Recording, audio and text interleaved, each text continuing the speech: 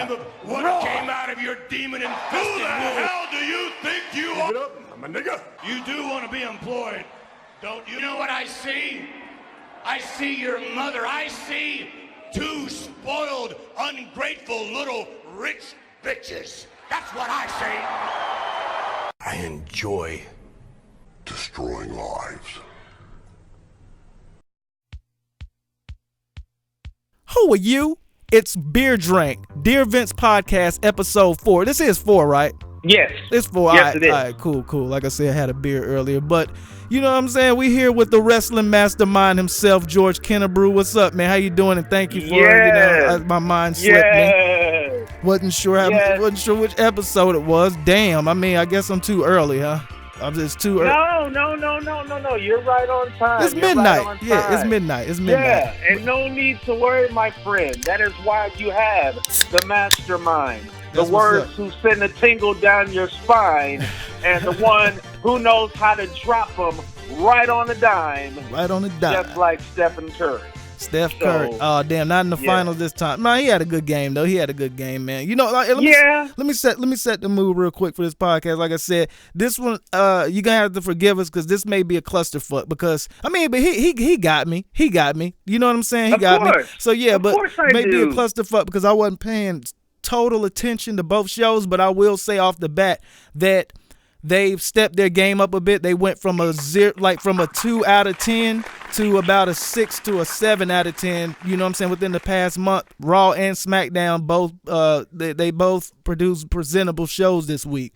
Wouldn't you agree with that? Can you believe it? Can you believe agree? It? Word. I mean, I'm happy. WWE actually did something right for a change. Like, when did we think we would ever say that, AG? The motherfucker. No, I already know what happened. Something right. We already know what happened. One of the motherfuckers from Creative fucking listened to this podcast.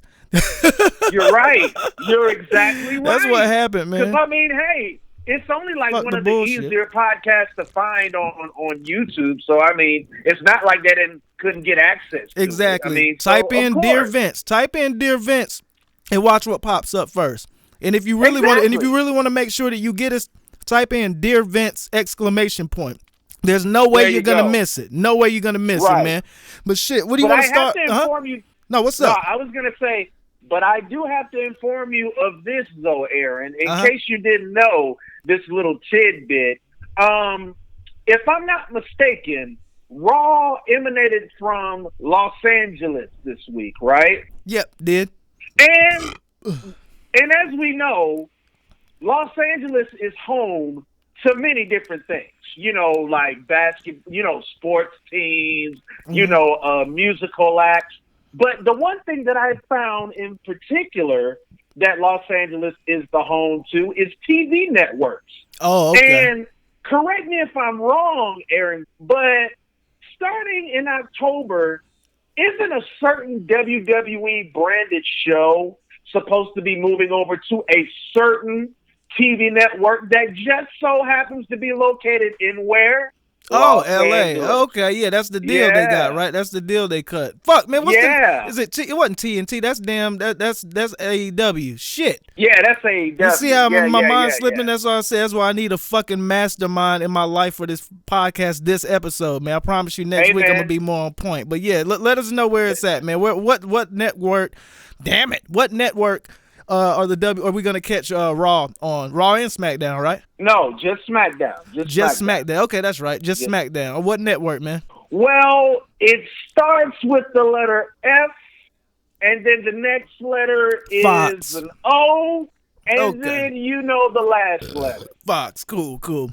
Yeah. I don't know how the fuck I didn't remember that. What I'm trying to say, wrestling fans, what I'm basically trying to say is that the reason why WWE were on their best behavior this week and decided to put on a good show for once in their miserable lives I see what you're saying. is because they had the good old folks from Fox Network breathing that were down probably their in attendance.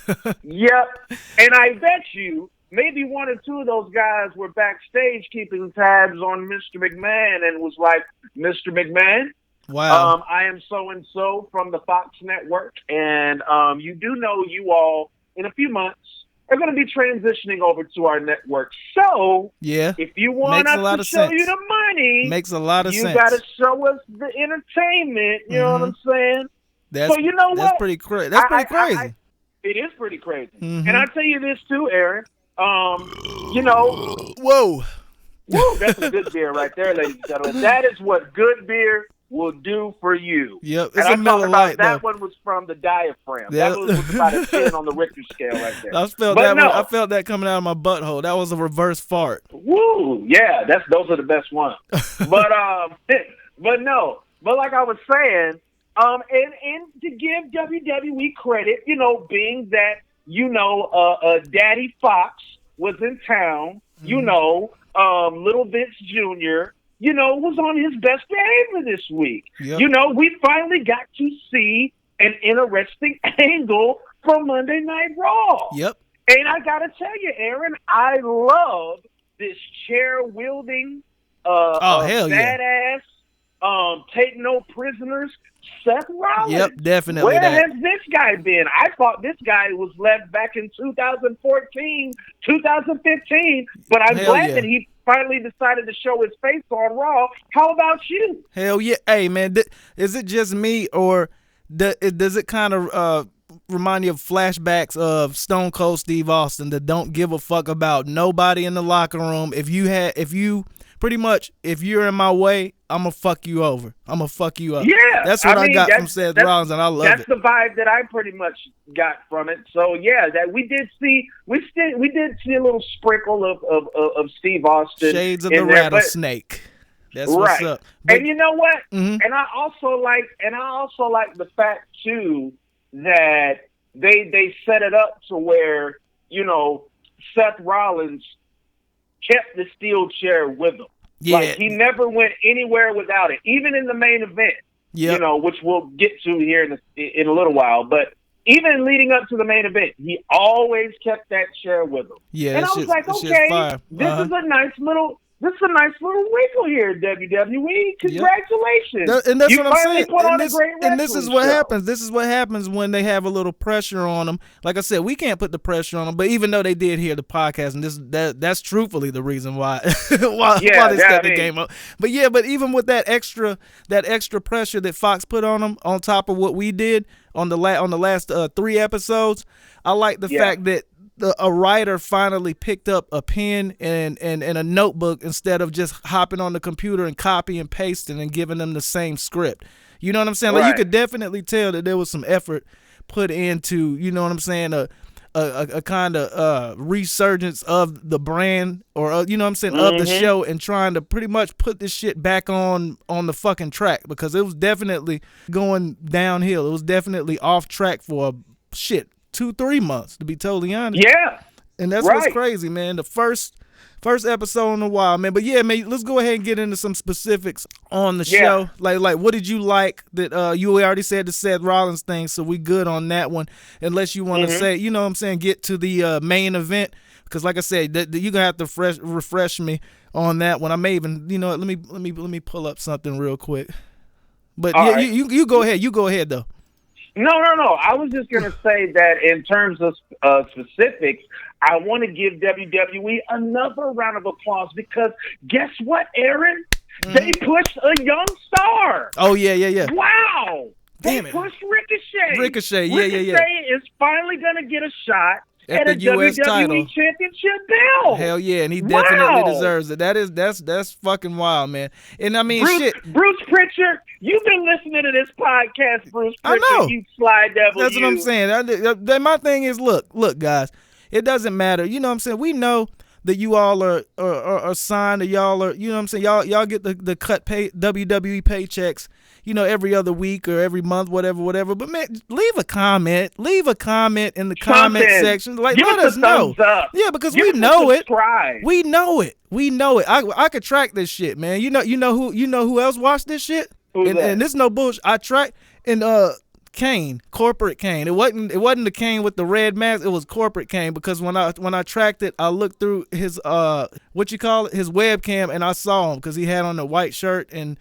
Wow. Yep. It was corporate. The mayor. Yep. The mayor is actually showing us love. He took time out of pushing papers in his city, state government official position to watch the whole fucking hour and 25, 30-minute podcast that we put up last week, man. It's crazy. Kane, you are my man. Mr. Kane, Pritchard. I'm gonna make sure you never get impeached. Hell okay? no. I'm gonna give you, one more person. I'm gonna give you 3 more turns. Stephanie McMahon watched the podcast last week. Stephanie McMahon watched the podcast last week. I looked through her webcam and saw a pantsuit. Shout out to Stephanie for not being on WWE television and knowing when to stay the hell out the way. That's why you smart, Stephanie. Now, if you can only call up to your father's office and get your dorky ass brother off my television because I'm tired of seeing him, and Lord knows I don't want to see him as WWE champion. My bad, mouthful of beer. But yeah, that's another. I'm glad that you even said that shit, so we can keep this shit moving, man. Like that's the big rumor, and I'm not sure if they're gonna put the kibosh on that shit now. You know what I'm saying? Now that they're going in the right direction. But yeah, I've heard from a few sources that they were seriously thinking about putting the Universal title on Shane McMahon. That's fucking crazy that was even a fucking idea. Ridiculous. Right. Fucking ridiculous. It is. That shit is fucking wild. I really don't even want to fathom that, to be honest with you. If it would have happened, how do you think the universe would respond to that? Do you think that we could actually get a little boycott action going, a little boycott action? Because I think that would be the last straw. I think that would be the last straw. Listen, have you all ever seen a riot happen? Like on a wrestling program, like have y'all seen the last one? I remember. You, the listeners. Oh, okay, because you already know. I know it all. I remember back in Chicago, the Road Warriors. I forget who they were against, and that was one of the worst riots I ever seen in pro wrestling. Listen, that would have nothing. That would have nothing on that if Shane actually became the WWE champion. I mean, I don't know.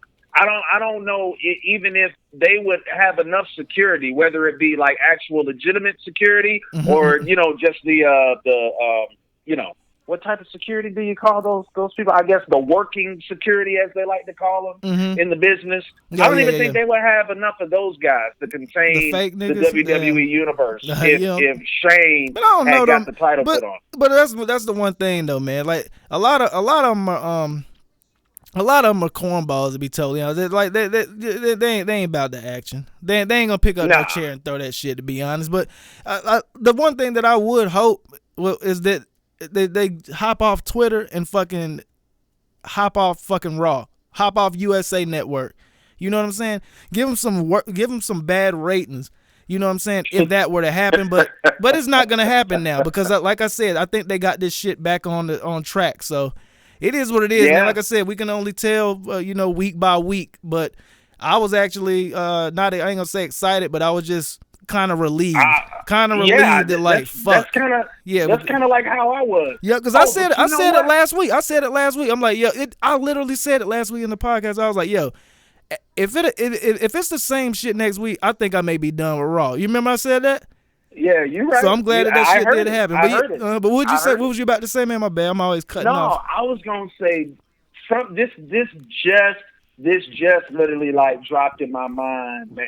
And I know all of the the no life, sit in front of their computers and eat kettle jalapeno potato chips. People are gonna understand any of this. Because you probably couldn't handle it anyway. But the people, my fellas out there that actually have a life and can actually get women, including us two, for that matter. But Aaron, I don't know if my eyes deceive me, but does Bayley have a booty now? Oh, that's been a thing. Yeah, that's been a thing. Like, dead ass serious. Like, she got a huge ass head. Like, her head is like the size of 3 watermelons. You know what I'm saying? But that may be what it is. It's like her head is so fucking overwhelmingly fucking large that you don't even. That's no new news right there. I guess I must have fell asleep like halfway through Raw because I'm looking at Bayley come out and I'm just like, wait, Is somebody ribbing her? Did somebody put like some soggy watermelons or cantaloupes in the back of her pants? I mean, cantaloupe shells. I'm like, is that a booty I see? I'm yep. like, what, Bayley? You know, what do you do? Raggy? Huh? Oh, hey, okay, man, so, the Usos, man. Like, I mean, cause my thing, like I said, we're gonna end up, of course, hitting the Firefly Fun House and then hopping over to Smackdown. But what do you think about Luke Gallows and Carl Anderson? You think they're AEW bound? Because they have been they've been drugged. They've been drugged for like a few months. I definitely see them going over there. You know what I think it is? I think really this is the last bit of life support that WWE is going to try to put them on before they officially pull the plug on them. Yeah. And I gotta say, I give Vince and WWE Creative credit for putting AJ Styles in the middle of it and trying to, possibly see if that could give Gallows and Anderson a boost or what have you. Because let's be honest, Aaron. Yep. If there's anybody that knows Gallows and Anderson the best, it is AJ Styles. They are real life friends. Oh yeah. They've been up and down the road together. Yeah. Japan and all of that. So maybe a Bullet Club reunion is what Gallows and Anderson might need. I mean maybe Vince. That would be good just for the WWE, because I mean that was almost long overdue. I mean, of course, we got the Balor Club, but a Bullet Club reunion, and also that's kind of weird that AJ Styles has been kind of under the radar as of late. He hasn't been getting that much TV time, and not as much match time either. So you know what I'm saying, that could be a thing to where that makes a lot of sense, and that didn't even come across as even a possibility until you just said it to me. Yeah, I mean, because if you look at it, the Bullet Club thing, it was starting to grow like back in 2016, especially when they had the little mini angle with Cena and they beat down Cena, and then they came up with that cool little catchphrase like we beat up John Cena or whatever it was, and then WWE, like they always do, they just pull their creative pants down and defecate all over it. Yep, but that's what they do. But I tell you what, being that Daddy Fox was in town, I tell you, it's something about that Daddy Fox. Yeah, that's old Papa Fox. Was that's in the town. kicker. I mean, shit, that's the payday. So yeah, they had to switch it up, and that's the funny thing about it, just how he said, like there was of course they were probably there backstage, but they had to give him a heads up, like, hey man, we may have somebody over there checking this out. We're gonna be watching very closely, because for what it is, they can pull out at any time. You know what I'm saying? They're the network, right. And if the numbers are down, as bad as it's been, and truthfully, I don't think that they've got a positive review on either one of the shows from anybody. I haven't seen any positive reviews at all, other than the Firefly Fun House. That's the only thing that's getting rave reviews, and anyone that blogs, anyone that podcasts, like they agree with us that that's the saving grace for the entire company, like not just the Raw brand. No, you know what I'm saying? But I'll put it this way: so it's so much of a factor that they didn't used to. I don't think the first couple episodes played on SmackDown. You know what I'm saying? They didn't. Yeah, they didn't. No, they didn't. So like pretty much like they saw exactly what it was, but then now they're showing the same segments on SmackDown. The one thing, let's get into Firefly Fun House, because the one thing I didn't like about it this time. What's up? Let me know. Real quick. What I wanted to say, going back to Gallows and Anderson real quick, is that why? Well, no, let me not ask that question because it's Vince McMahon, and that would just be a rhetorical question to ask. Oh yeah. But I was gonna say is, well, how can I put this? Okay, so I'm just saying to myself, I'm like, okay, so Vince, you're just now understanding that Luke Gallows and Carl Anderson can't get over on their own. And I'm just like, why just save yourself the hassle? And when you had the club originally together back in 2016, why couldn't you just ride that out? I mean, they know each other well. The chemistry would have been great. They probably, instead of having this manufactured Franken team, as the folks at Wrestle Talk like to call it, with Drew McIntyre and Bobby Lashley and Baron Corbin. You could have just had the club go against the Shield. And you know what? Maybe you just might have had a chance to keep Dean Ambrose. Oh yeah, that could have been the carrot you could have dangled in front of Dean Ambrose and be like, hey, you know what, Dean? Instead of putting you together against, these against this handmade team that doesn't even make sense, and we don't even know whether they're faces or whether they're heels. Let's put you up against a legitimate team who can get over as legitimate heels, like AJ Styles, Carl Anderson, and Luke Gallows. But no, you wanted to play what's the game I'm thinking about? You want to play Connect Four with the WWE talent. So and that's what they tend to do. And that would have been a great idea too. That would have been fucking gold. That would have been fucking gold. I'm just like, why does it? I mean, Vince, just save yourself the hassle. I mean, I know you're a warp-minded individual anyway, because you got all of those cans of KY jelly and probably some Blue Chew and other stuff. Hey, we ain't never getting we ain't never getting a job at WWE.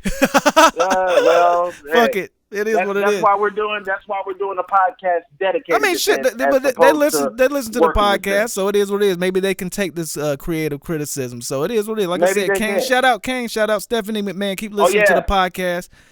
Like I said, Mayor Jacobs. Just because you showed us love, I'm gonna make sure you get 3 more terms in office. And Stephanie, you are the smartest woman in professional wrestling right now. I'm gonna still need you to stay your ass at home, but pop in ever so often because I kind of like seeing her. You know what I'm saying? It is what it is, what it ain't, but it's gonna be. Yeah. But my thing though, she's just smart for the fact that she doesn't insert herself into angles and storylines. She actually plays the role as a fucking executive or like one of the big cheeses rather than trying to fucking make a run at the women's fucking world title. You know what I'm saying? Right. Because that's what executives do. Executives are not seen. Exactly. Period. I mean, Shane could easily be an executive, but no, like, for some reason he wants to be the WWE champion. Like, why? I mean, you probably could make your own title anyway. I mean, you only have I'll say $1 billion share of the company. Yeah. So I mean, you can make your own belt. I mean, what do you need the WWE title for? Yeah, let somebody who actually deserves it hold it, like Kofi Kingston, for example. Exactly. So, and stop putting Kofi Kingston in all these fucking tag team matches, man. Like, let him go out there for a week, not even wrestle. Let him go out and cut a crazy promo. Like let him start an angle with Aleister Black because and that's perfect because Aleister Black's been asking for people to call him out, for people to come in the room. Yeah, and my thing is Kofi's trying to solidify himself as one of the greatest world champions of all time. That is golden. That's fucking golden, to be totally honest. And that would be that's a possible match of the year. That could be up. I mean, like I said, they won't stop. But they won't stop letting Aleister Black play hide and go seek. Yeah, it's corny. It's corny as shit, man. It's corny as shit. I mean, what's it gonna take? I mean, how? I mean, who's gonna eventually come and knock on his door? Drake Maverick? Exactly. Or fucking Mojo Rawley. Rawley or somebody? That's what they would do though. They would do some goofy ass shit rather than like the logical thing of like, okay, Kofi's defended against every decent. I mean, because he beat Dolph Ziggler too. That's right, at the last pay-per-view, right? Or is this one coming up? Stomping Ground. Yes, he did. Okay, well, that's what I'm saying. That would be the only logical thing because everyone in the that watches WWE knows of Aleister Black's track record as far as NXT, and even beforehand that he is a great character, a phenomenal wrestler, and him calling out the entire roster and no one doing anything. Kofi would be the one to do it because he's the one that's trying to be the new I ain't gonna say the new John Cena, but he's trying to be the one that defends the belt every week. You know what I'm saying? So call him out, call his bluff, and fucking have a couple matches, have a couple quick matches, maybe even have some little interference from Kevin Owens, like just mix it up, and then fucking have it into the culmination to a pay-per-view, because Aleister Black deserves it. Aleister Black definitely deserves it. He deserves it. He deserves it. I'm sorry. I just wanted to do that. I gave you 3 clappity claps. Oh, okay. Yeah. I was just late because I had a beer in my hand. Damn, man, I gotta stop talking about the beer so much. What about that Firefly Fun House real quick? Let's get on that bitch real quick. Ooh, boy. Now that was satanic as a bitch, but I ain't gonna get on the satanic. No, yeah, we can. Fuck it. I don't care. We could get on whatever we want. Let's talk. Let's talk. Yeah, let's talk the Firefly Fun House. I want to know the truth. Let's talk it. Let's talk the Firefly Fun House. What did you think of that, man? Straight up. Well, I guess the only thing I can say is that we now know that fear is power. Oh yeah. I guess that's all there is to know is fear is power. Hell yeah. But you know what? Uh-huh. In all honesty, though, I have to say, as much flack as we give WWE, one of the main, I'll say, departments in WWE that I do have the utmost honor and respect for is their graphics team and their production. Yeah. Oh, yeah. Because let me tell you something. When it comes to production in WWE, sorry, AEW, when it comes to production in WWE, they're the best of the best. Oh, okay? Yeah. But my thing, though, I ain't trying to be a cornball, like just, don't talk about AEW. But my thing with AEW, it, like, they got a bunch of kinks to figure out anyway. Like, they had some camera angles that were fucked up on the last pay-per-view where you missed big spots. Like, even Suicide dies out of the ring and the fucking camera's like shooting at the damn fence and shit like that. But I mean, like shit like that had come in time, and you know what I'm saying? So like, I mean, but my thing, okay, you're definitely right. The WWE, I mean, I'll put it this way, they pay top dollar to everybody on the team. You know what I'm saying? And they don't have the time, and pretty much they already have too much credibility as a longevity fucking wrestling company to hire a newbie. You know what I'm saying? A guy that learned how to fucking edit on YouTube tutorials and shit like that. You know what I'm saying? Like, but like AEW, you can kind of tell that they're really hooking up people and like really trying to build it from the ground up, and you know what I'm saying? That's why I love it. Well, like they said, Aaron, you know, everybody deserves a chance. I mean, exactly. You know, I mean, they're just, you know, they're just now, you know, coming up, and you know, they're growing or whatever. So I mean, hey, sometimes you got to use some interns, you know. Hell yeah, definitely. I mean, somebody's got to start somewhere. I mean, shoot. Definitely. I mean, I'm sure Kevin Dunn, you know, probably, you know, he didn't learn how to do that little bouncy thing with the camera overnight. I mean, I'm pretty sure, you know, he probably caught a couple of people, you know, stuffing down a couple of hot dogs, and you know, somebody getting their wig knocked off their head. I mean, you know, it happens. I wonder if they copyright or trademark that whole camera bounce thing, because that shit really is great. Like, in my thing, I'm not the hugest fan of Roman Reigns in ring, the wrestler, but like whenever he catches somebody on the outside just fucking wailing on him, and that camera's fucking zooming in and out and shaking like this, it really does sell the move. You know what I'm saying? It sells the move like a motherfucker, and I like that. But shit, we done got away from the damn Firefly Fun House. No, I'm just saying. I just had to make that point. I had to make that point, like, very, very clear. By the way, the marks are not gonna like you talking about Kevin Dunn and his great bouncy camera ability. I'm just letting you know. The marks are not gonna like that. They're not gonna like that? What? People talk shit about that? Oh yeah. Oh my God. Man. The marks, they're all types of butthurt about the bouncy camera angle with Kevin Dunn. See, they hate like, I like it because that's another thing. Like, I operate DSLR and mirror. I mainly shoot with mirrorless camera, Sony. So like I love in camera transitions. Like when you go from one scene to another scene. Like say you find a tree and you're swiping from left to right, and then but on the next scene you're swiping left to right, and on a fucking car, and midpoint you tie them together, and it looks like pretty much like a morphing from one place to another type of effect. That's the reason why I like shit like that. But I'm glad that you did say that, because the one thing that I didn't like about the Firefly Fun House, and for the fact that I edit shit and DP and camera operate, the one thing that I didn't like that came off cheesy was at the end where Bray Wyatt kind of flashed and disappeared. I'm like, oh God, they did that horrible. Like I was like, yo, they did that real horrible. And like my thing to anybody just watching it, like that would be, you know what I'm saying? That's kind of like me kind of nitpicking, because like I do like video editing and shit like that. But I was like, yo, that looked like they fucking did that on fucking Windows Movie Maker 4.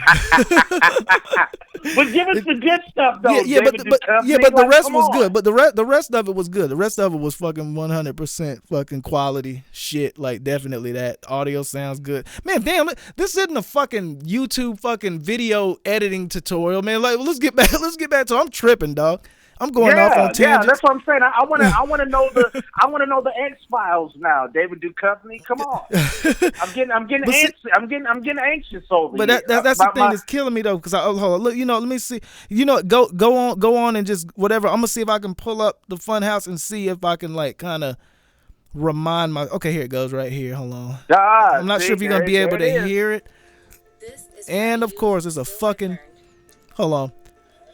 We're still on, but God, man, this is ridiculous, man. For a 3-minute segment, but I understand they got to pay the bills. You know what I'm saying? It's YouTube. I'm pretty sure it's fun or not funded. I'm pretty sure it's hosted by YouTube. But this day and age with all these fucking ads for these free fucking internet, but it's not gonna go away. So I should just stop bitching. Okay, I'm gonna stop bitching. Stop bitching. Heard. Take 3. So look, are you hearing? You probably hear it in the background, kind of, right? Yeah. Oh yeah, I hear it. Okay. And WWE, I know you guys watch the podcast. Please don't. You know what I'm saying? This is for critique and opinionated purposes only. We do not. The Fair Use Act is in play. Yeah, Fair Use Act definitely in play. That's why I'm gonna try to talk over it a bit. Is this the one? Did he start off the fuck? Is this the one from last week? Did he start it off? The one from last week, he started off watering the plant, right? No. This is this week. This is this week because they put the maggots and shit. And there's the star. Oh, okay. And then he put a little flat Earth shit in there. I remember that. Okay, now it's all coming to me, man. I need to put down the beer. That's the one thing that I didn't get that was kind of like, it is what it is. I understand where they're going. Like he's trying to pretty much discredit anything that we were taught that's kind of normal. You know what I'm saying? Like flat Earth, like I stay away from that shit because my thing is like shit. If it's flat, it's flat. If it's round, it's round. I don't give a fuck. Like it's right. Yeah, like what the fuck am I gonna do? You know what I'm saying? Like what am I gonna do different if the shit's flat? Exactly. I'm gonna walk the same fucking way. I can't dunk a basketball anymore unless I fucking wear spandex and fucking tube socks. but anyway, man, let's get back to this shit. Hey, damn. Yeah, like the beer's gonna go down different if it's really flat.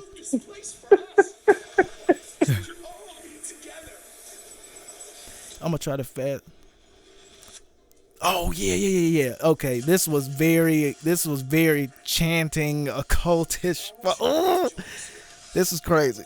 And notice that Vince was in there too. You know what? Join us. What was that? Join us. And then they show the devil. Join us. All of them in unison. One good thing though, I'm gonna let it play through a little bit more. Hold on. Fear is power. And that's truth because in a way, just how he is about Vince McMahon, he's like fear is power because like when Vince was about to fire him, he was like, yo, you know what? Fuck, I need my job.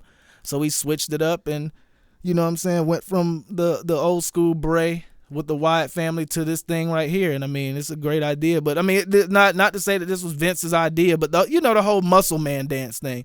Oh, you know what I'm saying? He shed the pounds, got a little bit more trim, better look. Let's see. But yeah, I mean, I love the way they did that. With the fucking music, with the radio signals and shit. Right. Let me see. And I meant to do. I'm gonna see if I can do it now. I meant to like try to stop it and see if it stops on like 6 or let me see. Let's see. That's probably gonna be another video. But what did you get out of the music changing up? Nothing. Really? Yeah, because it really. I mean, a lot of the to stuff. To be honest. No, I was just gonna say like when the music was playing, I just felt like it was possibly gonna lead up to. Well, hold on, hold that thought. I still got it playing. Hold on, it's almost done. Yeah, they did that. They did this whole thing perfect. But like I said, the only part I didn't like about this episode of the Firefly Fun House was just how it flashed and he disappeared. That looked goofy. That looked a bit goofy. Everything else was fucking A1. They did the shit out of that. They did the shit out of that. So so let me say this first, listeners. Number one, Aaron's not drunk. Okay, he was just basically talking over the Firefly Fun House, and he was channeling his inner David Duchovny. And I'm the one that asked for this. So don't be alarmed. He has not lost his mind yet. So just letting you know. Okay, he's just basically giving us the illustration of this because. We don't know. The Firefly Funhouse is a very intriguing thing. Yeah, very unpredictable, cryptic, and right. That's the word I was looking for. Yeah, it's a very intriguing, cryptic thing, and you never know what you might learn with these things. And I don't touch conspiracy theories or nothing like that. I leave that to my partner here. Yeah, that's I put you up on a couple things the other week. But but that's the whole thing because that's why I had to physically put it on or visually put it on for me to rewatch it because, like I said, I watched it, but I really didn't break it down because most of the time after every one of these episodes, I'll watch it and then watch it again. Then I'll delete the whole show because normally it's shit, and I'm definitely not going to rewatch the whole show. But then I go on to YouTube, and after they upload it, and I kind of watch it, and then kind of watch it in like 0.25 to where it goes a little bit slower, so I can like pause it on certain things. Then I really get to, see like the subtle, intricate bullshit that they hide in there. But I didn't do it this time, so I had to kind of look over it. But I mean, as far as the music changing, because like I said, man, like you could really look into shit like this and just kind of pull anything out of your ass, and everything is like a possibility. But the one thing that my thing, you can get right back to it. But the one thing that I am happy about is I wasn't getting tired of the Firefly Fun House at all. But it came to a point where I'm like, okay, shit, man, like they gonna have to give us some action. And after this episode, it's inevitable that we're gonna get to see the Fiend either next Monday or at Stomping Ground. Like something's gonna happen. Like we're gonna get to see like the Bray Wyatt back in action as the Fiend very soon. You know what I'm saying? Like you took the words right out of my mouth, man. Because when you were asking me what did I feel about the music, I actually felt like at the very end, like when it went to black again.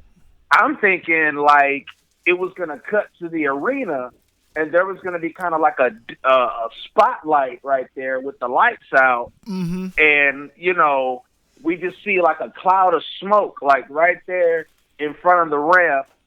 And maybe like, the rampway is like red or whatever. And like you all of a sudden see the Titantron just simply turn into just let me in. With like big red, bold, gory letters or whatever, and then slowly from out of the smoke, Bray turns his head up as the Fiend. Yeah, and I'm guessing he has like an XLR or something like on his shirt, and then he just simply utters the words "Let me in." Yep, and then the lights go back off, or just straight to commercial, and then he disappears.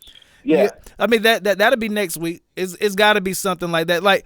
I mean, like the vignettes are cool, and they're over like a motherfucker. But and even in them being over, like, you know what I'm saying. And in no way am I bashing or am I tired of the Firefly Fun House, but it's almost to where it's like, okay, you've given us so much of that to where now it's gonna have to be either a physical altercation with another superstar or at least a not an in ring, because I don't think he's gonna show up in the ring anytime, you know what I'm saying, before a pay-per-view. But like he's gonna have to show his face in an arena at some, you know what I'm saying. So let me ask you this. Mm-hmm. So let me ask you this then. Okay, well, before I ask you this, I wanna put this scenario out to you, because I was listening to another wrestling podcast earlier today. Oh man, you can't be doing that. You can't be. No, I'm playing.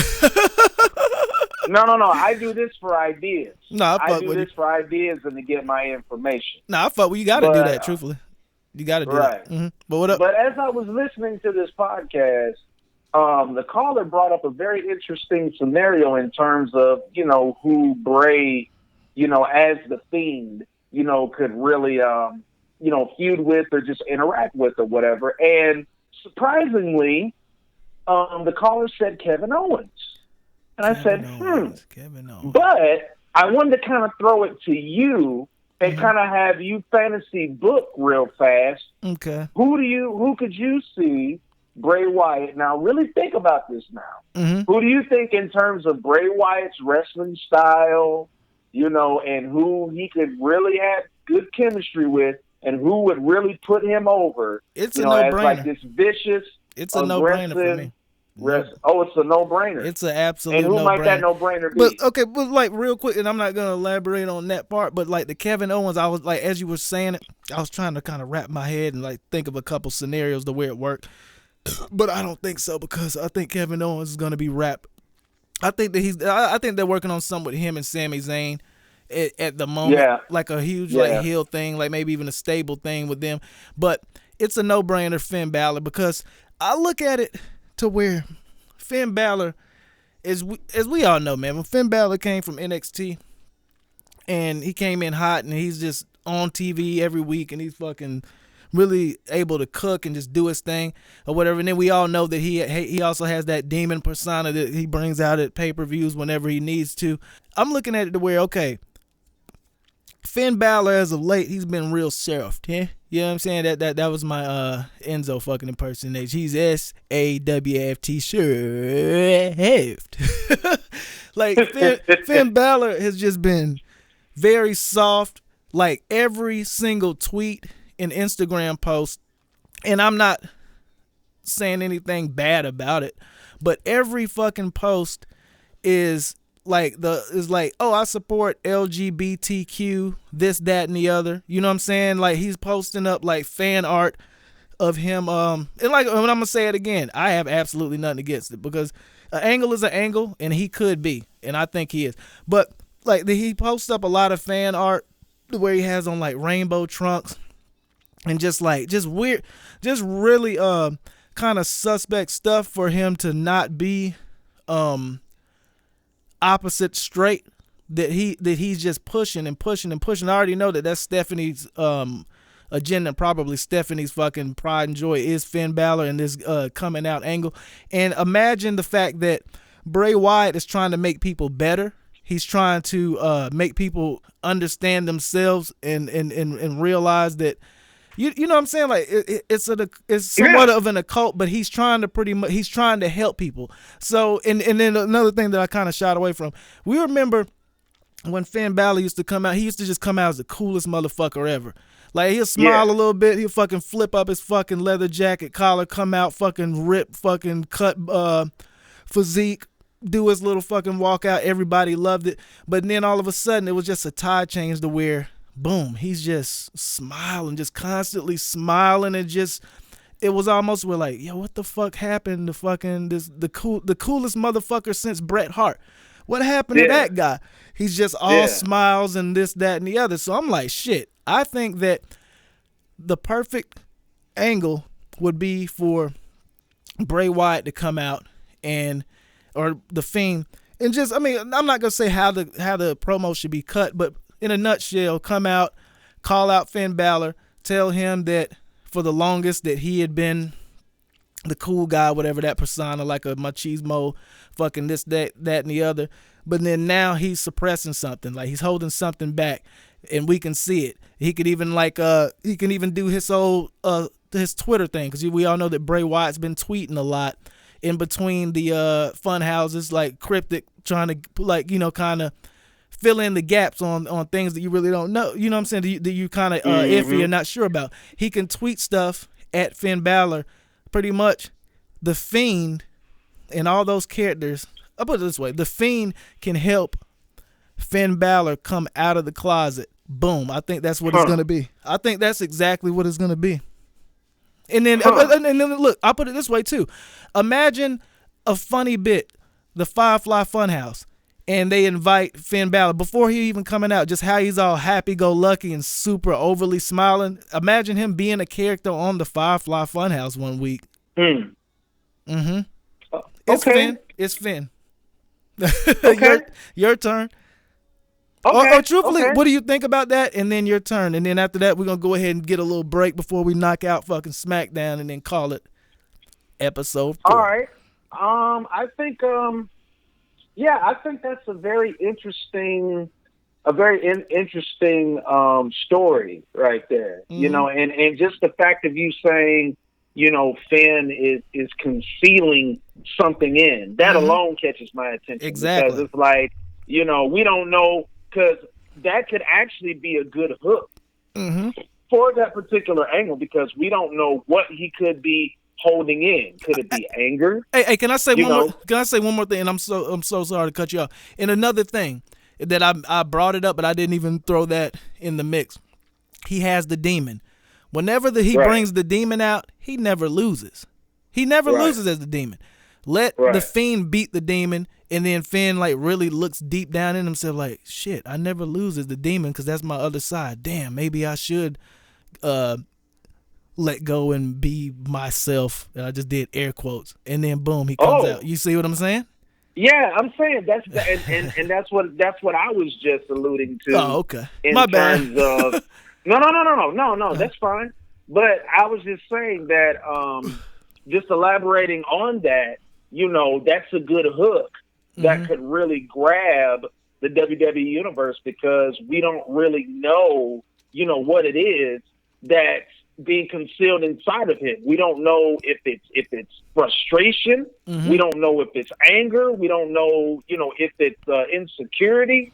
Hell, we don't even know if it's depression. Yeah. You know, we don't know. Yeah, like he's overcompensating with the smile. Right. Yeah, I got you. Or we don't know if he's just overthinking. I mean, you know, we don't know what it is. So that's actually a very good story, you know, that you can book. And having somebody like Bray, you know, who is, you know, this cult, you know, manipulator, deceiving type of character now, you know, especially with, you know, the whole let me in thing, you know, I could definitely see him and Finn having interactions, and, you know, him trying to convey that message to Finn, you know, hey, let me in, you know, let me help you. And Balor Club is for everybody. Let me in. Balor Club is for everybody. Let me in. Oh, shit. Yo, I think we got one, WWE Universe. But, hold on. But hold on. Now, you asked me, you know, to put my own personal interpretation on you know, how I would book that. Now, mine would go a whole different direction.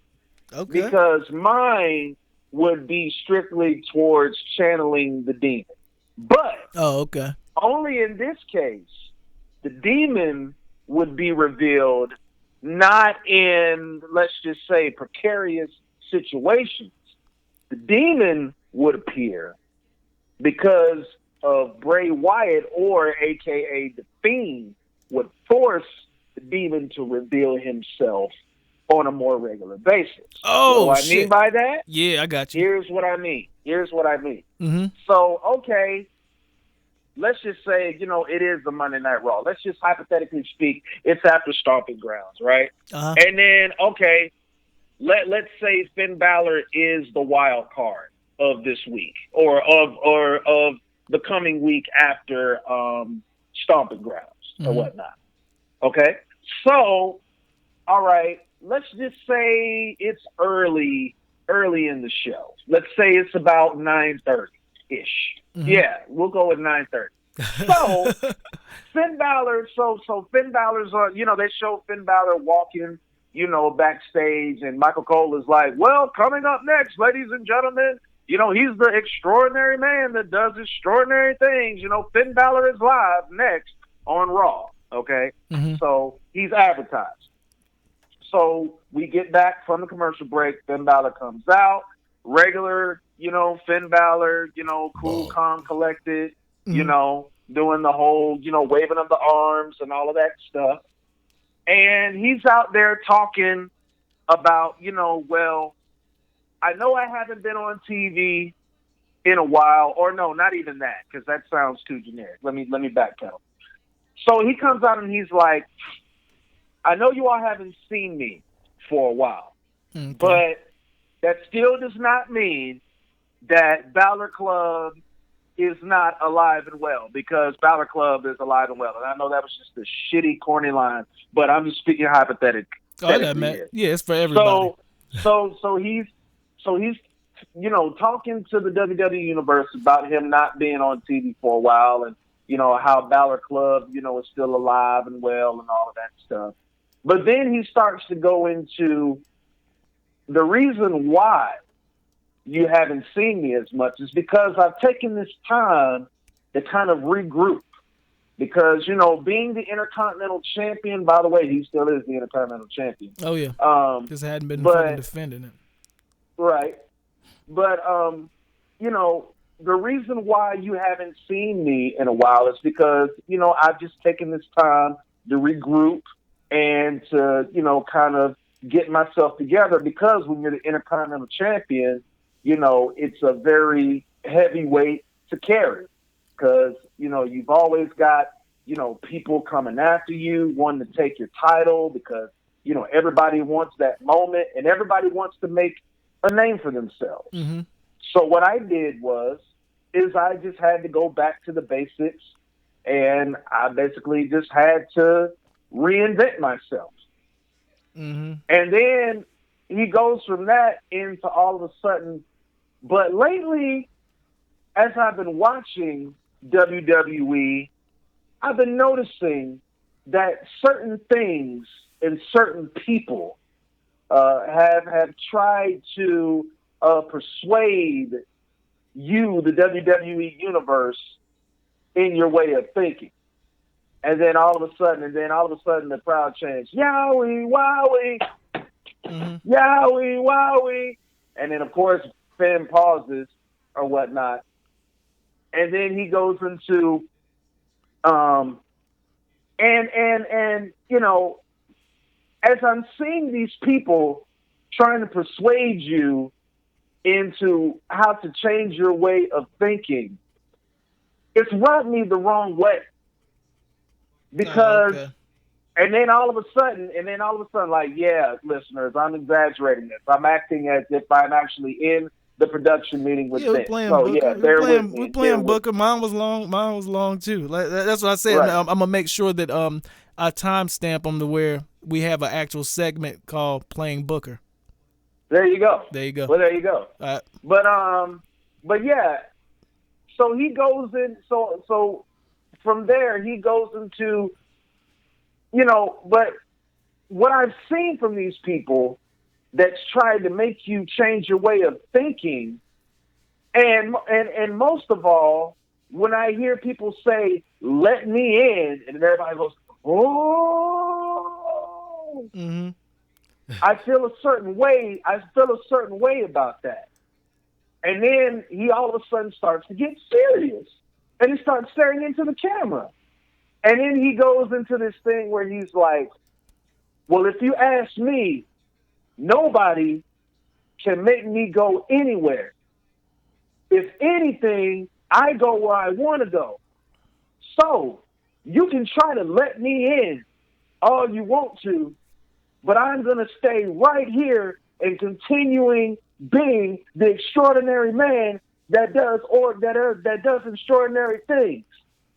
And then he ends it, or we think he's about to end the promo with, because I'm Finn Balor, the Intercontinental, and then all of a sudden, like the mic starts to, get distorted, and then Finn's like, hey, starts tapping the mic, hey, what's going on? The lights are flickering and all of that. And then and everybody in the crowd just immediately starts blowing the roof off. They're like, Yowie, wowie. The chants get louder. Yowie, wowie. Yep. And then the mic comes back on, and the lights temporarily come back on for a second. And he was like, like I said, because I'm Finn Balor. And then all of a sudden, the mic just completely goes out. And he's like, the Intercontinental Champion, and all of this stuff. And then the lights start flickering. And then the crowd, they pop again. And then all of a sudden, they get real loud because all of a sudden, like those letters that I was telling you about earlier when you were doing your booking scenario, Let Me In, starts to come up on the screen. And then all of a sudden, the Firefly Fun House theme starts to play. But it starts to play like chopped and screwed, though. Like it starts off. Yeah, like how it did at the end. Glad that you're like how it did at the end of this last one, right? How they kind of right. Yeah, so it starts off. We're really glad that you're our friend, and then all of a sudden, like the screen goes black. And then all of a sudden, like, you start to see the ring, the lights start to turn red. And Finn is like standing there. And he's looking around. And he's like, what is going on? Because he's like, am I tripping? He's like, I'm not trying to turn yet. And then all of a sudden, when he turns back around, you see this big dude with a clown mask on and the dreads, and he's got the leather jacket on, and then he's got his arms out. Bray's just standing there at the Fiend with his arms out. And then everybody's like, holy shit, holy shit, holy shit, holy shit, holy shit. Like, everybody's just saying that for like 5-10 minutes. and then Finn, like, he's standing there. Like, and his eyes are just like wide because he can't believe what he's seeing. And then you can hear the Fiend off camera saying, "Let me in," and then the crowd starts chanting, "Let him in! Let him in! Let him in! Let him in! Let him in!" And then Michael Cole is like, "Oh my God! I can't believe what I'm seeing!" And Corey Graves is like, "It's the Fiend! It's him! He's here!" Oh, man. And he was like, Finn is in shock. And then all of a sudden, like, the lights go back out. And then all of a sudden, he's gone. And then, like, Finn is just turning around like, he's looking like, okay, what the hell just happened? Yeah. And then all of a sudden, like, the camera just pans back to Michael Cole and Renee Young and Corey Graves, and they're just over there, just like blank, like dead dead faced, like they're just looking like dead faced. And then Michael Cole's like, "Okay, so yeah, ladies and gentlemen, coming up next here on Monday Night Raw, and that's it. That's the first interaction between Finn Balor and the Fiend." Now, I'm guessing the reason why you were laughing is because I sounded really overdramatic, which was the point. Yeah. Because that's how it's supposed to be. No, that's what's up. No, that's what I even said. I was like, yo, no, when we play Booker, we can be as in depth and in detail as you want. But it was just fun. It was funny. But then also the thing that kind of first sparked the laugh was when he was like, Finn, when he said Finn Balor said something about letting in or whatever, right? Yeah. Because that's the whole thing of the Fiend or Bray Wyatt's just let me in. And then my whole thing was like, you talked about the WWE Universe shouting something, And then I was always talking. I always look at Finn Balor's Instagram posts as what I talked about earlier. But then when you said about the crowd chanting, I thought of the crowd chanting "In your butthole, do do do do do, in your butthole." Oh, but that's what sparked. About them saying "Yowie Wowie." That's what I was saying. I mean, but that's what I'm saying. Like that, even that part, because you know what I'm saying, it was kind of like I heard what you were saying, but then I heard like a mixture. It is what it is. That was just it was just funny and truly it was funny because like how like you had a bunch of detail and it was in depth, and that shit was just funny. Man. It was just funny. Yeah. I think that would be perfect. I think that would be the perfect scenario if I was to book it. Just basically have, Finn, have those subtle references toward Bray Wyatt.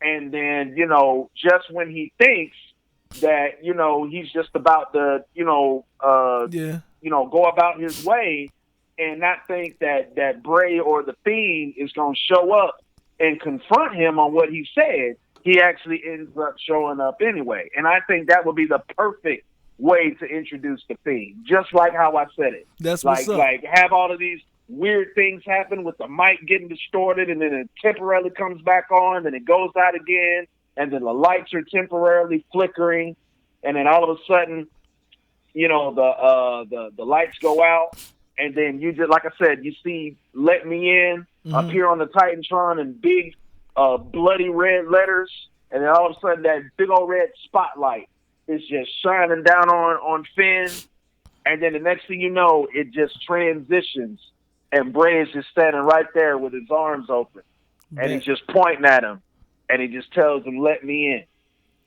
Word. And then, I think that's a badass. I think that's a badass angle right there. Either way, I'm just glad that we, or truthfully, WWE Universe writers, creators, and production team over there, like, it has to be Finn Balor. Like, you could probably go two. I'm not gonna say three. It's two different ways, to be totally honest. It's you, just how you said, channeling the demon to where, okay, Finn doesn't even have a say so as far as this demon coming out, or two, the whole other thing that I said. But you know what? We're gonna go ahead and take a break real quick, but we're going to come right back to SmackDown. But the one thing that I want to lead off on SmackDown, do you think that I'm about to call the bitch Trish Stratus? Damn. Do you think that Alexa Bliss, was that a shoot on Bayley? Because that shit seemed real.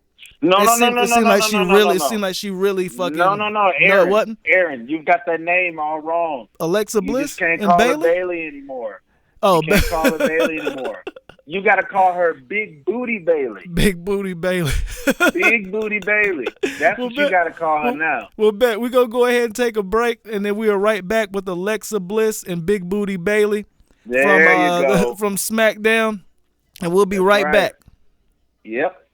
What's happening, all of you WWE jock sniffers and marks and miserable people? Welcome back to the most authentic, raw, and realist wrestling podcast on YouTube, Dear Vince Podcast, the 4th installment with yours truly, the Wrestling Mastermind, because there's nobody else that has one like mine, alongside my partner. It's BeerDrank. BeerDrank Shouty. Right in there.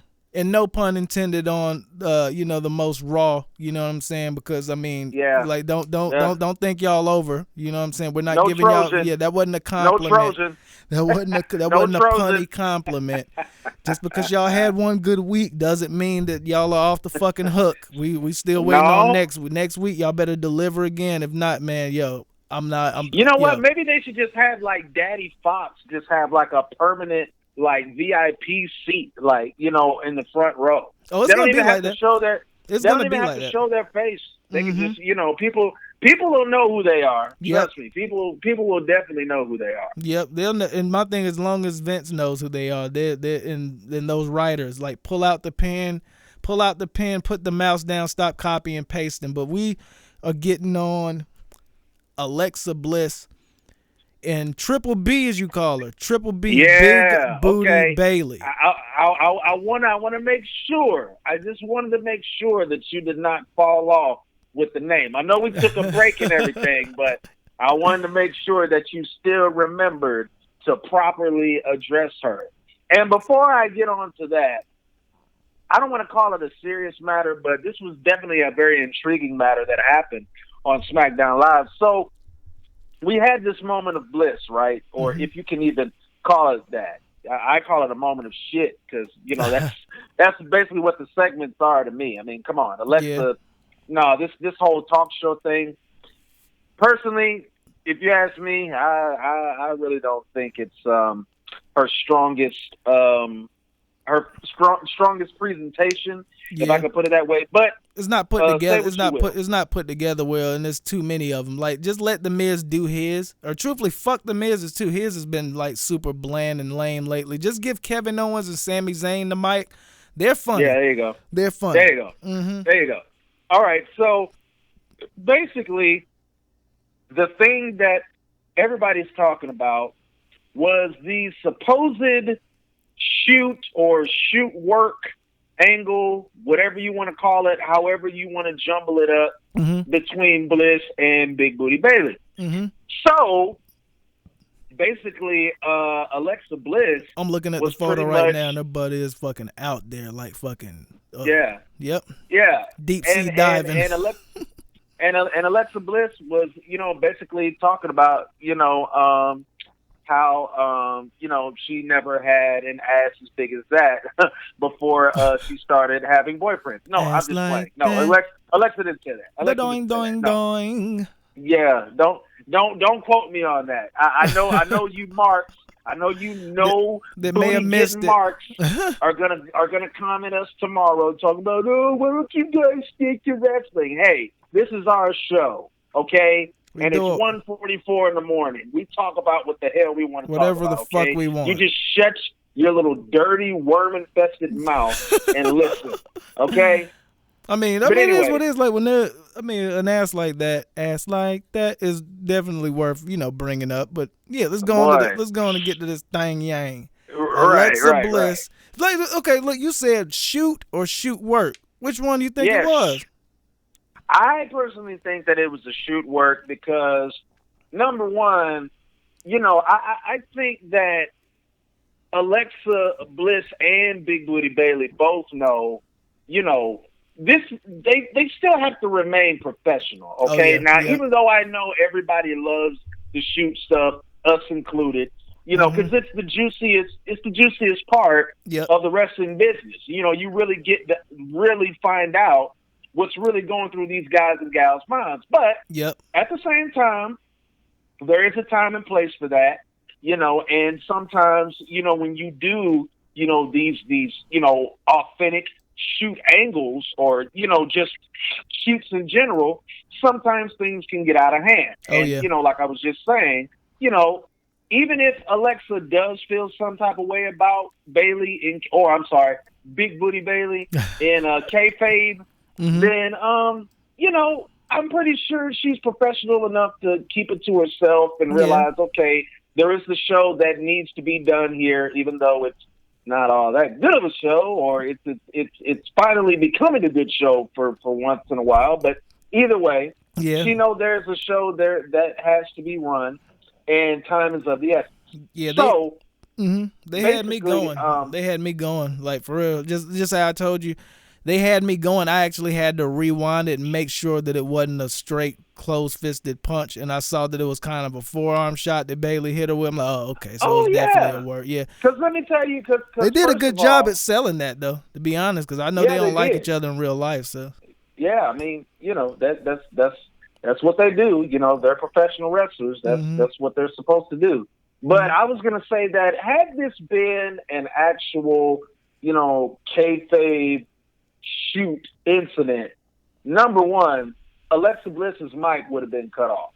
Okay, Vince does not play that. If I can say there's one thing that Vince does not play about, he does not play about, you know, people exposing, you know, real life kayfabe stuff that goes on within the superstars, like outside of the business. He does not play that. Her mic would have been cut off before she even got to the next. Matter of fact, she wouldn't have even gotten to the next sentence. Like, the mic would have been cut off like the first letter of the sentence that she tried to say.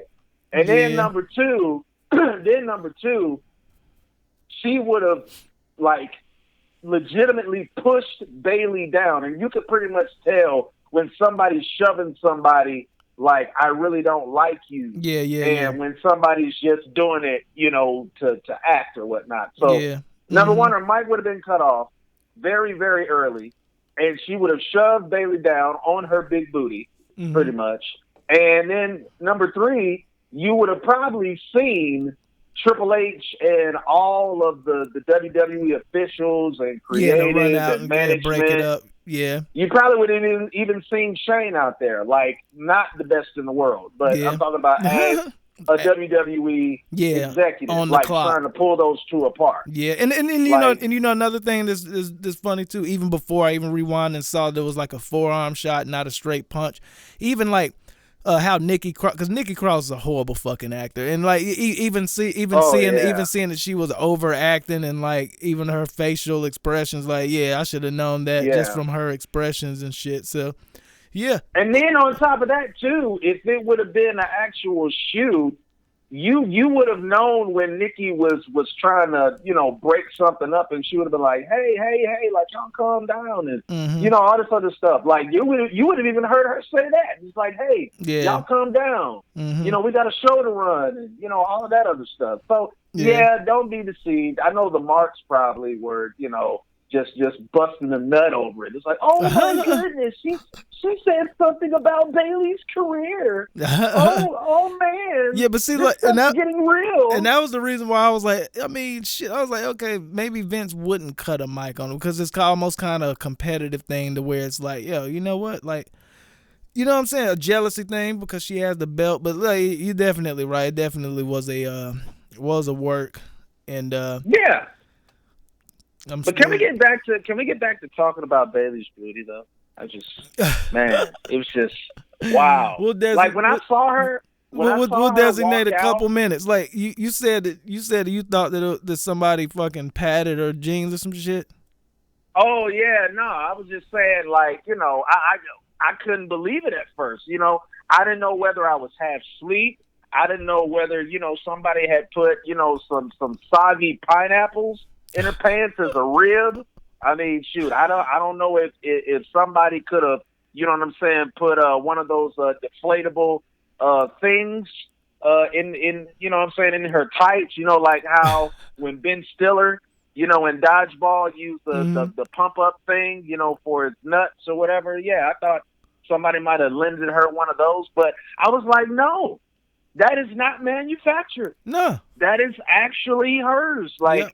And wow, I didn't know. Yeah. I didn't know Bayley did squats. No, I didn't know that. Yeah, and that's the thing. Like, when you said, I'm like, nah, that's been there. But I mean, to be totally honest, I think that it did get a little bigger. So it is like you could, like, and that's my thing. That's how I told you earlier. Like, maybe her head is huge, man. Like, she resembles Mr. Potato Head as far as the facial situations. But she's always had a huge butt. But like, you know what? I cracked the code already. Okay, I cracked the code. Like, I've noticed it since day one.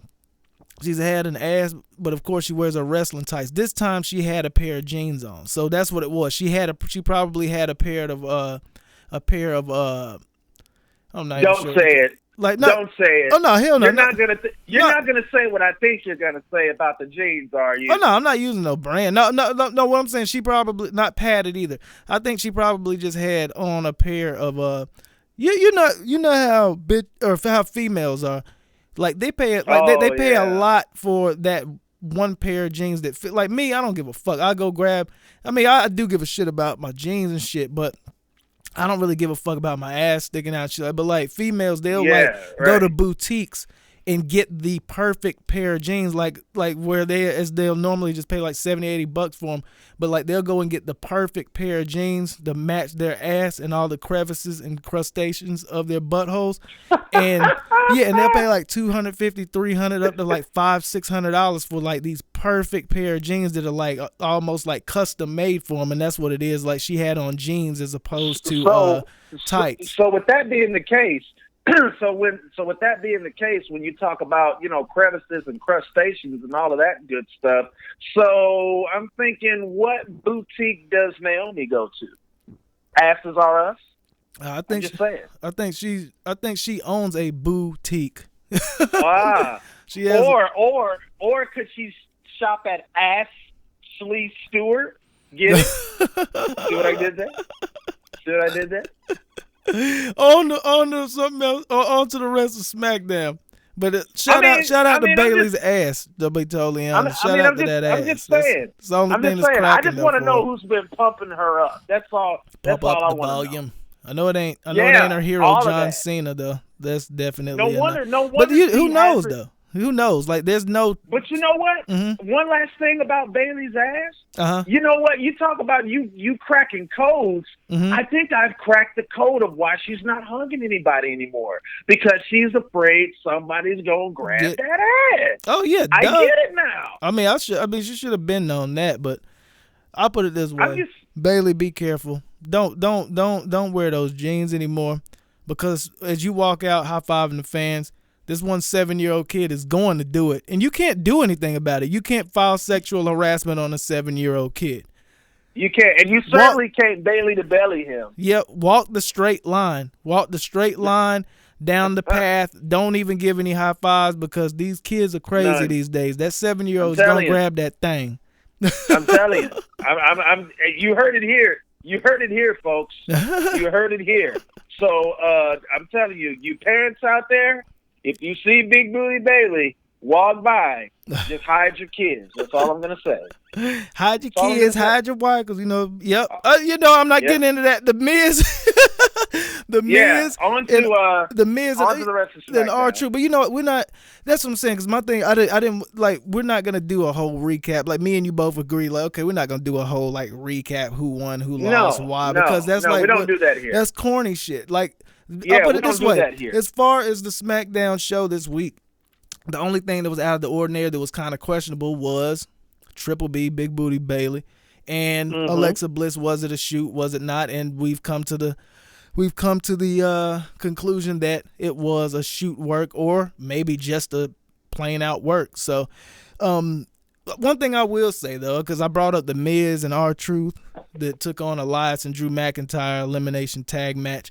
Buffoons. Yeah, he lost his 24/7 match, or he lost the 24/7 belt afterwards. Wasn't it on this, or was it on Raw? No, it was on SmackDown. No, you're right. It was on SmackDown. R-Truth finally lost the belt, or if you can put it as finally lost the belt. Yeah, but he lost it though. The one thing that I'm kind of eating my words, but at the same time, I don't give a fuck about the words being eaten, because they're just gonna get shit right out into the toilet bowl, because it's not important at all.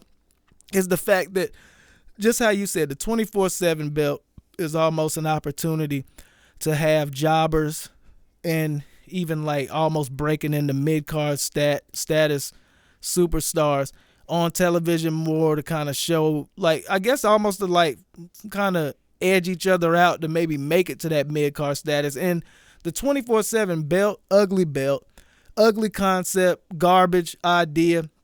But from having R-Truth hold it, I think it's almost going to be a thing to where it all depends on who holds it and what type of comedic value that they have, that could kind of, it's never going to be over, but it's almost bearable. You know what I'm saying? The whole golf cart thing that they did last week, where he kind of ran after and could have definitely caught up to the fucking golf cart and jumped on the back. My thing's why Carmelo ride off when whatever, but then the way he just jumped onto the back, latched on, and was kind of drug. I see that, okay, it's the jobber, it's the WWE Jobber Championship of the world, but it's not over but it's bearable. You know what I'm saying? It's almost kind of like that comedic relief for a show that's not good. But then now this past Smackdown was decent, so it was a decent comedic relief, but it wasn't even funny this time. Like they should have thrown some comedy elements in the changing of the title this time, because it was even kind of lame, because they even showed R-Truth just smashed the shit out of him with a forearm or some shit, knocked him out of the way, and then he's jumping in the car, and he just rolled him up, and what he did, he put his legs up as if they were ropes on the car. You know what I'm saying? Like, you know what I'm saying? It's like cheating to win. So I mean, they could have done something a little more funny for the comedic relief, but I get where they're going with it. But I'll put it this way: it wasn't a total waste. Like it's just how we talked about, I believe, on episode 2. It's just one of those fill in the gap. You know what I'm saying? Just one of those fill in the gaps. They made a whole title to fill in gaps. That's true. But you know what? I will make this point though. With Drake Maverick winning the title from True, I do have to say we did see this coming.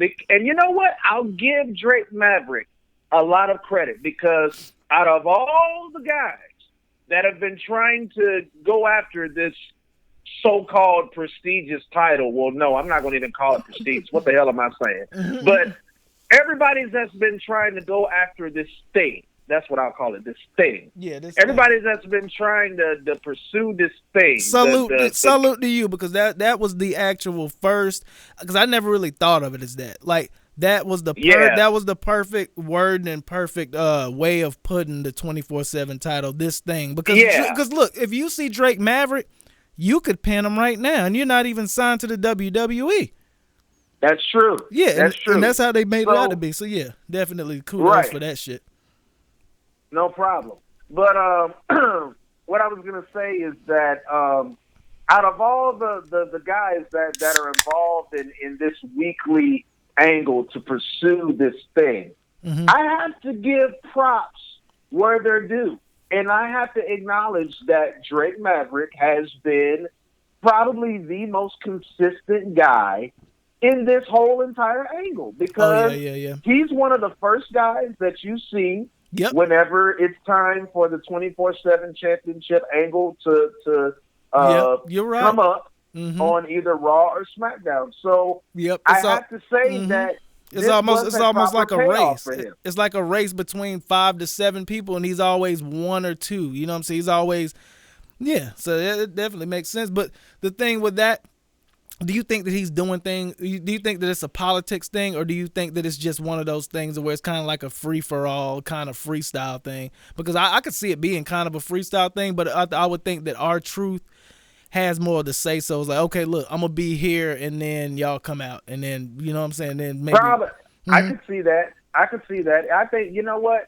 I think it's the mixture of both. Oh, okay. I think you could say, it's more, improv, as you put it, and it's also possibly R-Truth, telling Vince and creative, like, okay, well, I may get beat for the title a few times, but I'm still going to be at the forefront. I'm still going to be the anchor of this title. And even though I may get beat a lot of times, I'll always get it back. I'll always find a way to get it back. Because, I mean, let's just be honest. R-Truth's going to get it back. Yeah, definitely. He's going to get it back. I give it no later than, if not Monday, then this coming Tuesday, he'll get it back. And I will be stunned.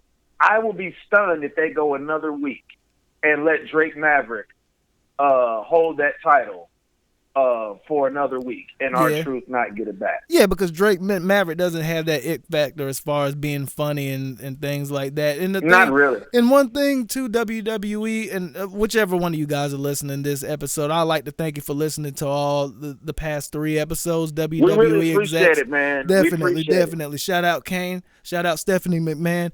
But Bruce Pritchard. Yeah, Bruce Pritchard, thanks for listening. And truthfully, Fox, I'm glad that y'all fucking put the pressure on these motherfuckers, because it is what it is. It's the Dear Vince podcast. Like, we got to put pressure when pressure is needed.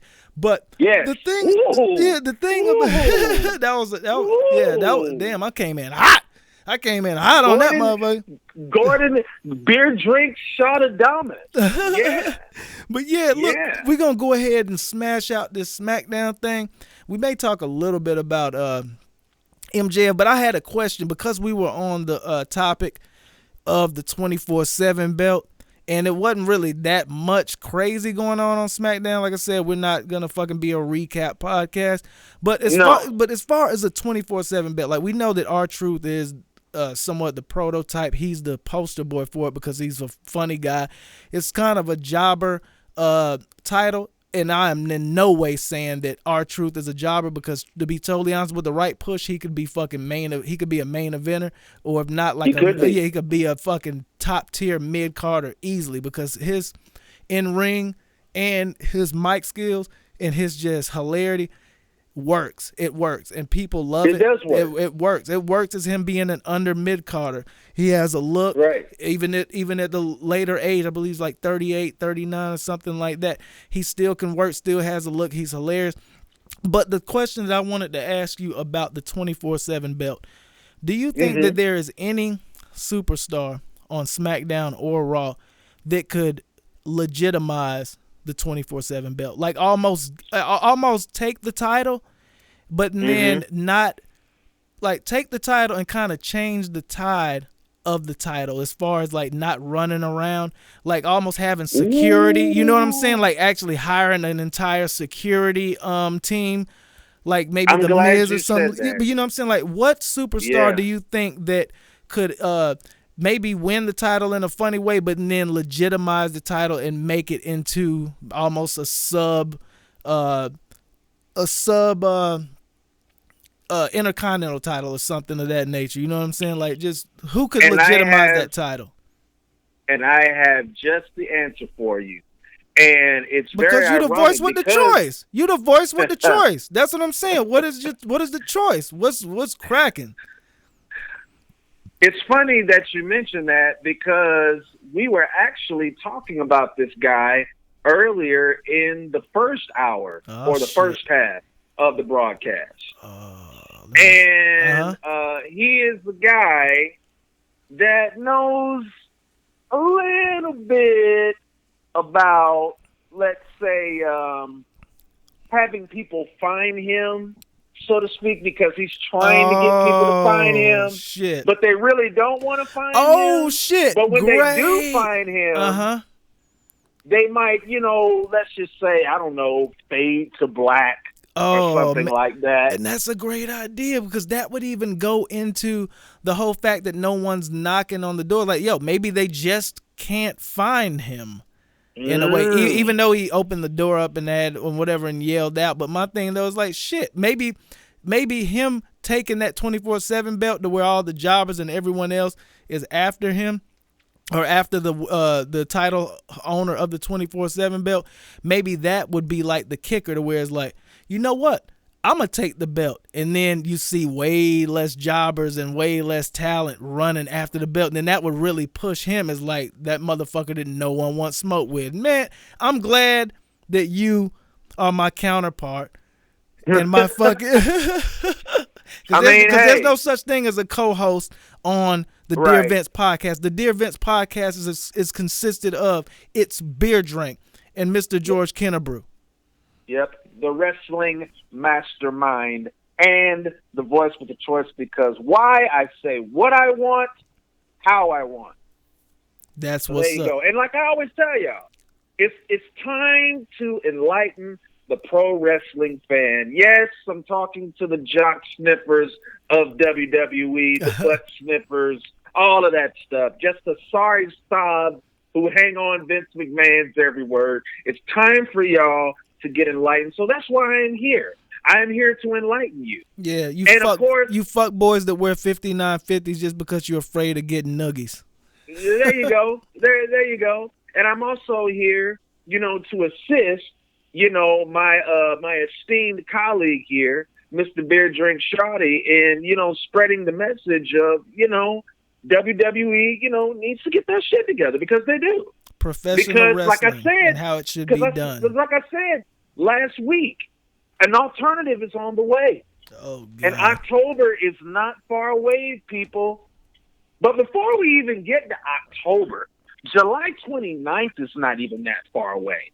And I know all of you marks are like, oh, what's July 29th? Well, in case you didn't know, I'm ready for that. AEW is going to give y'all another taste of what's to come this October. I cannot in the form of Fyter Fest, which yeah. is going to be the next big presentation from, in my opinion, the hottest wrestling organization in America right now. Oh, yeah. All Elite Wrestling. Oh, okay? Yeah. And, you know, one of the matches that has been signed for that particular event is one that will be most interesting to me, and that will be Joey Janela. Here's some more homework for you. And old Mox. Joey Janela, the bad boy, will be taking on possibly the hottest wrestler in the world wrestling right now, Jon Moxley. Yep. Okay. Mr. Mr. Lunatic Fringe, Mr. No. That's not. We're not going there anymore. That's not the catchphrase anymore. It had something to do with violence. Like I can't think of the other word, but we can't call him the innovator of violence. That was old Tom Dreamer.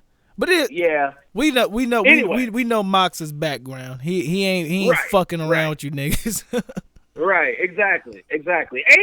And another update for all of you WWE jock snippers out there too, and you're gonna like this, Aaron Gordon, is that AEW's next, or let me rephrase, AEW's other major pay-per-view coming up not too far from the big debut on TNT, Tuesday Night Dynamite. Oh yeah, is going to be All Out.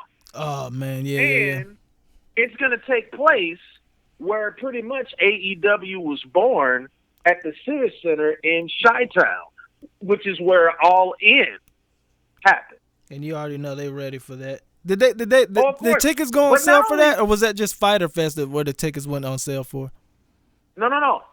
That was both Fyter Fest and. So they sold out both of them. Man, holy Aaron, you let the cat out of the bag. I was trying to set it up for the listeners, but it's okay.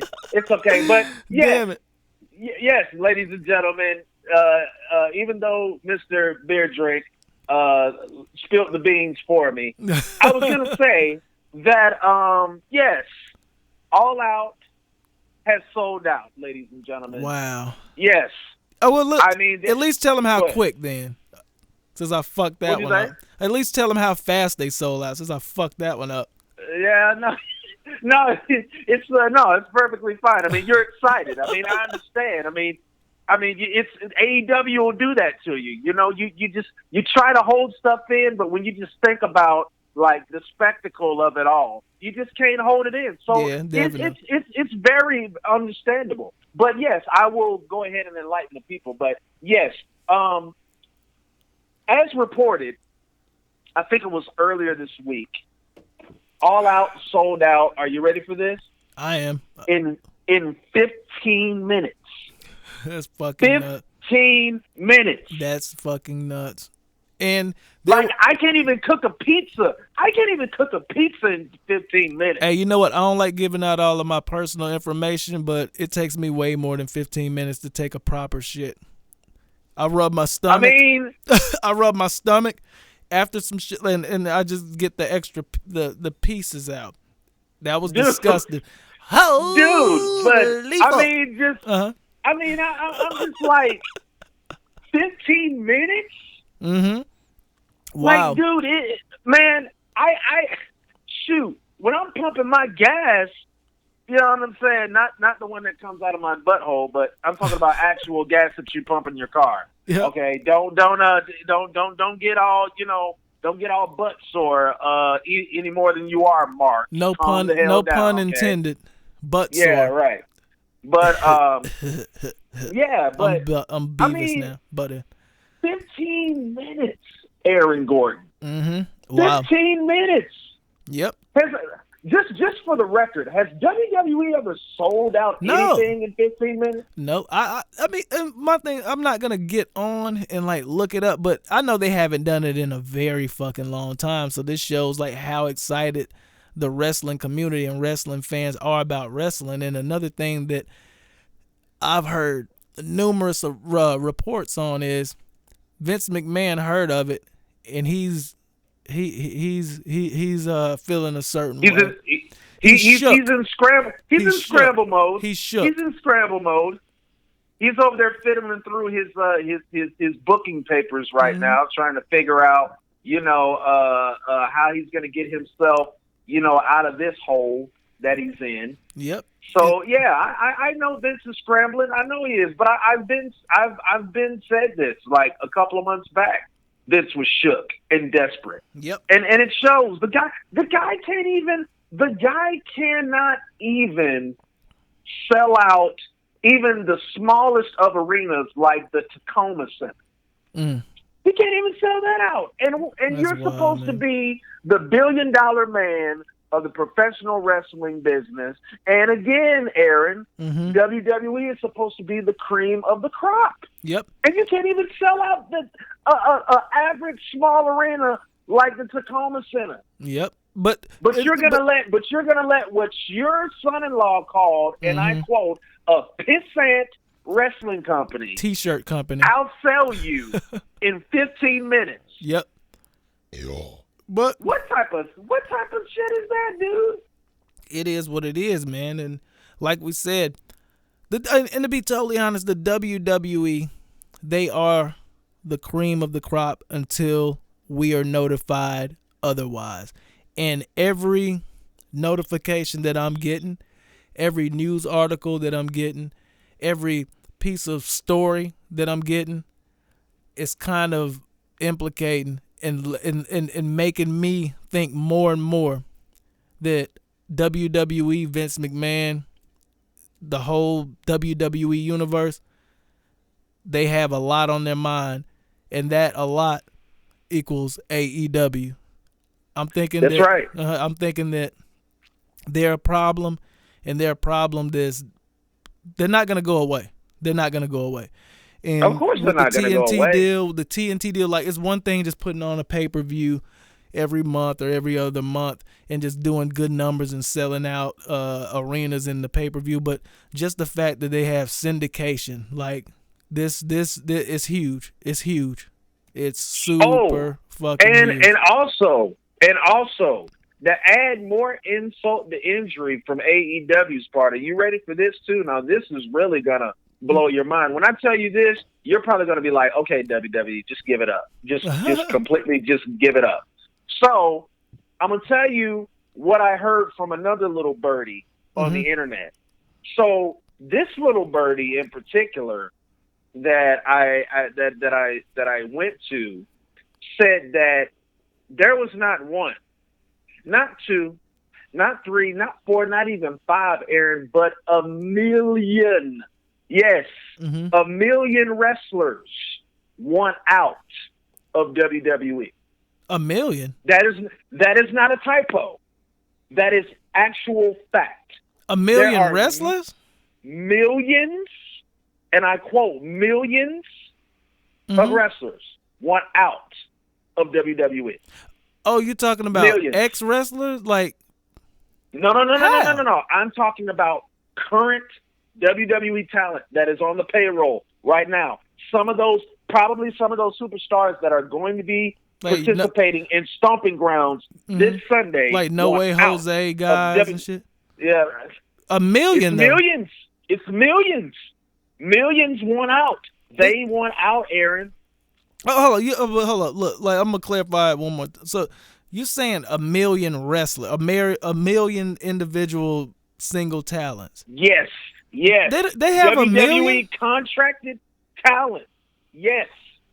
I gotta look that up because that's kind of hard for me to believe that they even have 1 million fucking superstars even fucking signed. I couldn't believe that either, but I unfortunately think it's true. But yes, there are millions of wrestlers right now that want out of WWE. I'm telling you, y'all. AEW, it's taking its course. Like the AEW effect is real. Okay, and I'm gonna tell you why it's real. Because these WWE talents, they want to perform, and they want to perform their way. Mm-hmm. Not Vince McMahon's way. They want to perform their way. And if Vince McMahon did not hate professional wrestling so much, he would understand that, and he would let his talents perform their way. But no, Vince wants to acquire all of these little,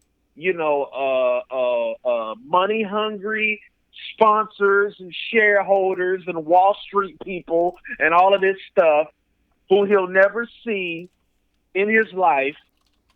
And instead, he wants to do what's going to keep them happy instead of what's keeping the people that actually make them exist and have a job, which is us, the professional wrestling fans, happy.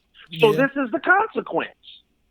This is the consequence. You can only hold the inmates in the asylum so long to the point where they'll break out. Yeah, they want to break out. Hey, but that's one thing. Like I said, before we end this episode, I wanted to ask you, what did you think of I can't remember the dude's name again. The dude that just signed the damn AEW. Shawn Spears. Do you think that they got to kind of break away from the whole chains and being in a prison cell thing and kind of, kind of get out of the box? Because, I mean, they did it with Moxley. It was perfect. You know what I'm saying? In the prison cell and whatever. And then now they did the same thing with him, but it wasn't really in a prison cell. But I still like the way they did it because I like the whole dialogue of it. Him saying, like, I wonder if I did the right thing. I'm hoping I did the right thing. And he's like, no, I know I did, or some shit like that. But I think they need to get away from the whole chain down prison thing and, like, kind of get more creative with it. Like, you know what I'm saying? Like even have a depression angle. Well, I haven't vignette seen or something it. like that. Is this like a video promo you're Yeah, it's an actual vignette, and it's funny because Shawn Spears, he's like on the rooftop of looks like a parking garage in Las Vegas, and he's just looking over Las Vegas, and he's like, yo, I wonder if I made the right decision. He gets out of a Dodge Challenger, whatever, and then they show like a little whole vignette thing of like, I don't know if they show like actual footage of I don't think they showed matches, but like it was just pretty much like a well put together video promo package. And then at the end of it, he's like, I did whatever. I know I did the right thing. And then between there, like he has like a big cuffs on with like thick chains, and he like rips them apart, like real corny. I mean, and it's not corny if it was the first time that they did it, but truthfully, that's corny anyway. Like Dean Ambrose's was dope because he was like locked up in the thing, and we all knew about it. But yeah, like I think if they get any more signings that we're kind of surprised about, get away from the whole jail thing and get away from the whole in prison thing, and like just kind of get a little more creative with that. You know what I'm saying?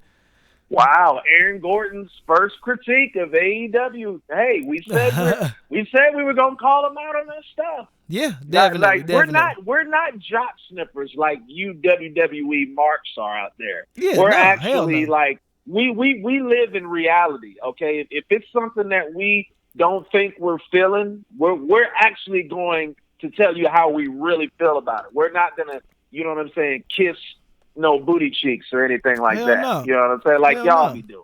Cody, and so, my thing's like Cody, Brandy Rose.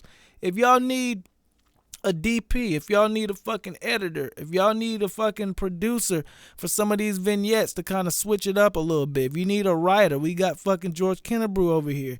We got me. I'm a DP. I'm a DP artist is what I like to call it. I like holding the cameras. I like fucking editing fucking footage.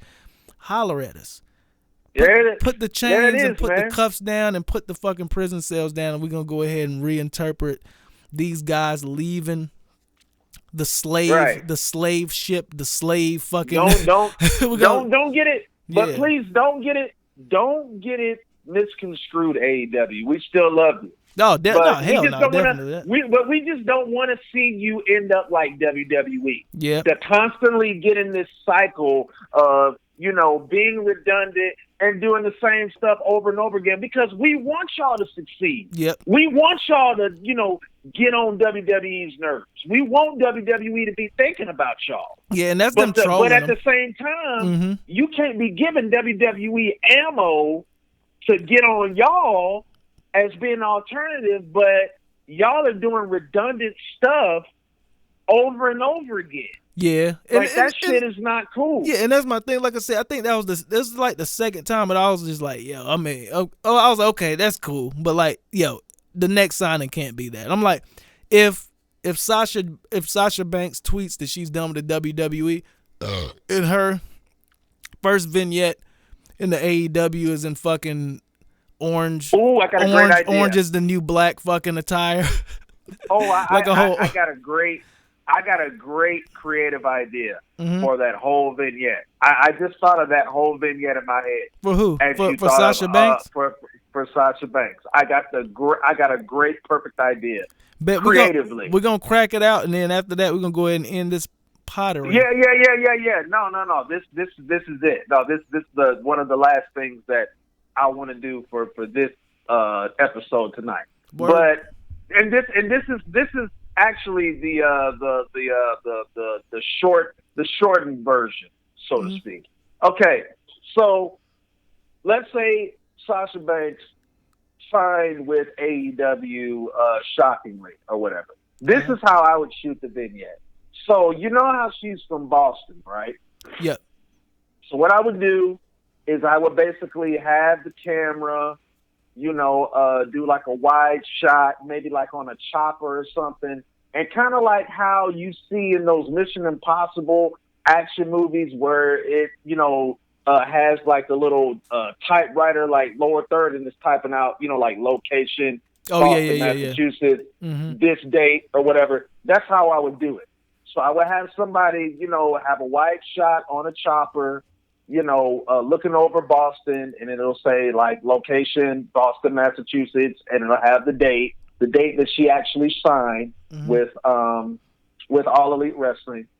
And then all of a sudden, like, it transitions to a shot like in the city or whatnot.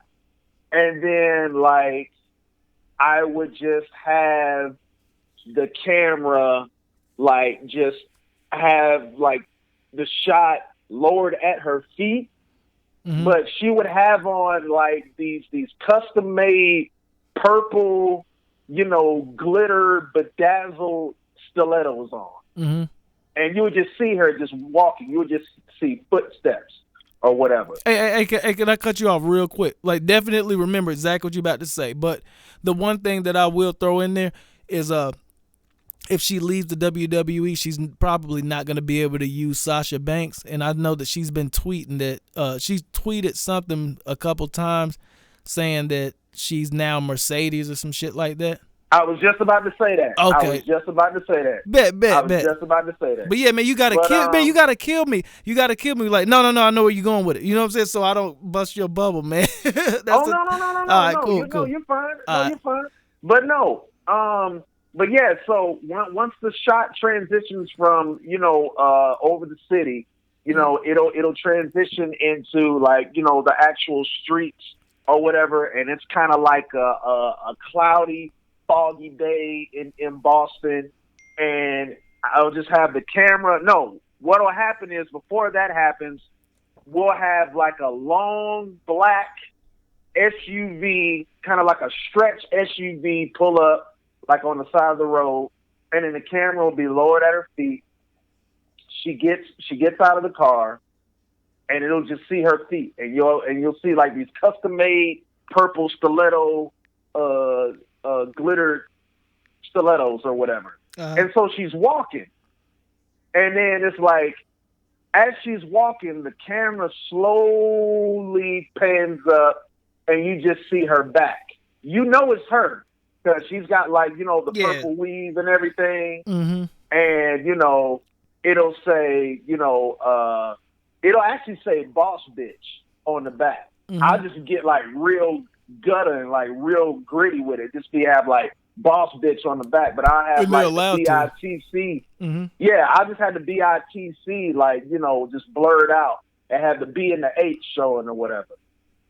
And I just have her walking and just have her like walking through the streets or whatever. And then like, I'll put words up there of saying like, you know, no longer, something along the lines of like, you know, I'm no longer held down and can't nobody, or they tried to tell me who I should be, but now I can be who I want to be.